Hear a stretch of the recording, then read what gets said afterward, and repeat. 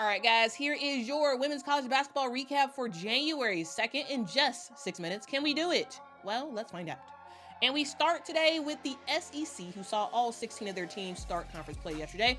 And for the most part, there was nothing to really write home about. The national champs, South Carolina Gamecocks, easily took down Mizzou 83-52. And for Dawn Staley, it was all about her bench again, who provided much-needed spark for the team.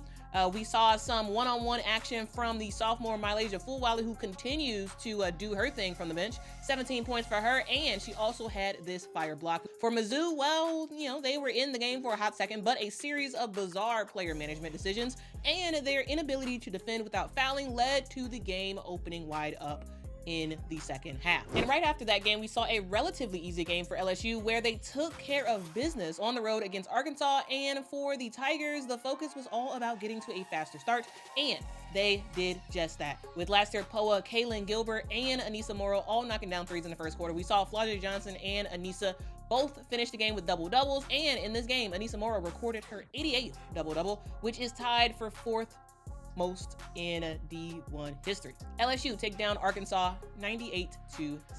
Georgia Amoore is absolutely on fire. Georgia Amoore and company are off to a great start in conference play. We saw the Wildcats take down Mississippi State yesterday 91-69, and boy did Kentucky show off the fact that they can light it up from the three. Georgia Amoore, Deja Lawrence, Amelia Hassett all combined for 13 made three-pointers in this game, and they did so very efficiently. And when the Cats are doing that, well, there is seemingly nothing a Bulldog can do. Now from one three-point juggernaut to another, as we saw Vanderbilt take down Georgia at home 108-82. And for Vandy, it was all about the freshman Mikayla Blakes, who continues to set the tone for her team. You need threes? Well, she got that. You need someone who can actually make free throws? Well, you got that too. Mikayla went 5 of 9 from the three-point line, 13 of 14 from the charity strike, finishing the game with 36 points, which is a new Vanderbilt freshman record. Also, I gotta show some love to Jordan Oliver, who, yes, had a fire game, finishing the game with a double-double, but not in points. In rebounds and assists, which is very, very rare. She becomes only the 6th SEC player to do so since 2000.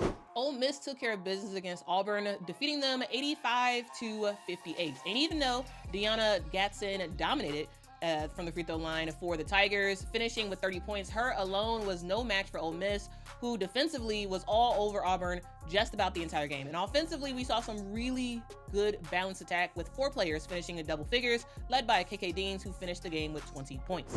Next up, let's head over to Texas, as Tennessee came to town and proceeded to dominate against Texas A&M at the start.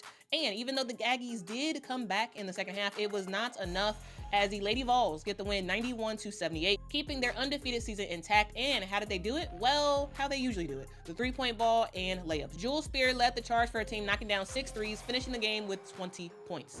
Now to the closer SEC games yesterday, where we saw Alabama withstand a late Florida run to defeat the Gators 79-69.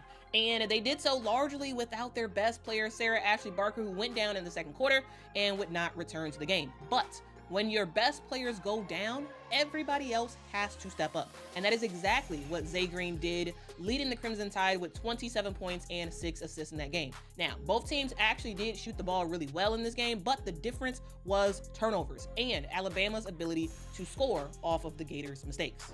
And we finish SEC talk by talking about the top 10 showdown between number 5 Texas and number 9 Oklahoma. And boy, oh boy, were fouls a big issue in this game. For the Sooners, they had to play the majority of the game without their best player in 6'4" Reagan Beers, who largely was on the bench because she was sitting in foul trouble the entire game. And for Texas, they had some foul trouble as well, with Shea Holly fouling out and Madison Booker having to play very limited minutes because she was also in severe foul trouble the whole game. And so it was all about everybody else trying to step up and make some stuff happen. And for Texas, they just had more depth than Oklahoma did, and they were able to take advantage of Oklahoma's turnovers. And for Texas, we did see some really good minutes off the bench. Rory Harmon finished the game with 16 points and 8 assists, and Taylor Jones had 14 points. The Longhorns win 80-73.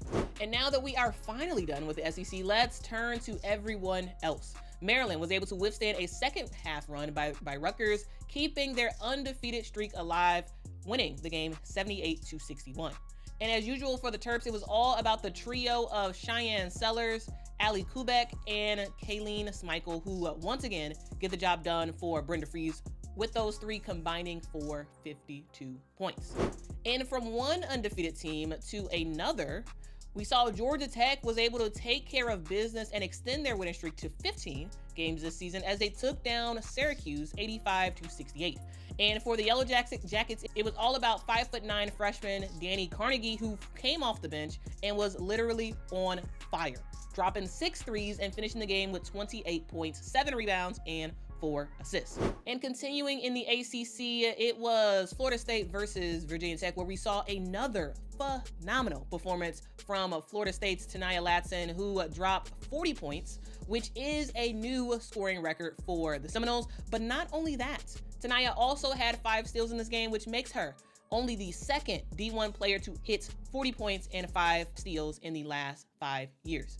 I'm telling y'all, you better stop sleeping on Taniyah Latson because she is a scoring machine. And yesterday, she showed us that she could play some defense as well. Florida State would go on to beat the Hokies 105-74. Yesterday, we saw Cal get got, losing to Clemson 69-58, with the Alabama transfer Loyal McQueen making it happen for the Tigers, finishing the game with 18 points. And with that loss, Cal almost guarantees getting dropped from the top 25 come next week.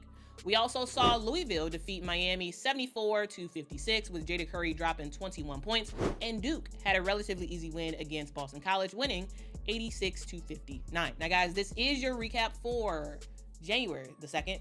Looks like I did not hit my goal time. However, I tried my best. Anyway, lots of games that I have to talk about, and I will see y'all in the next one. Like if you liked it, share if you loved it, and I will see y'all in the next one. Until next time, guys. Bye-bye.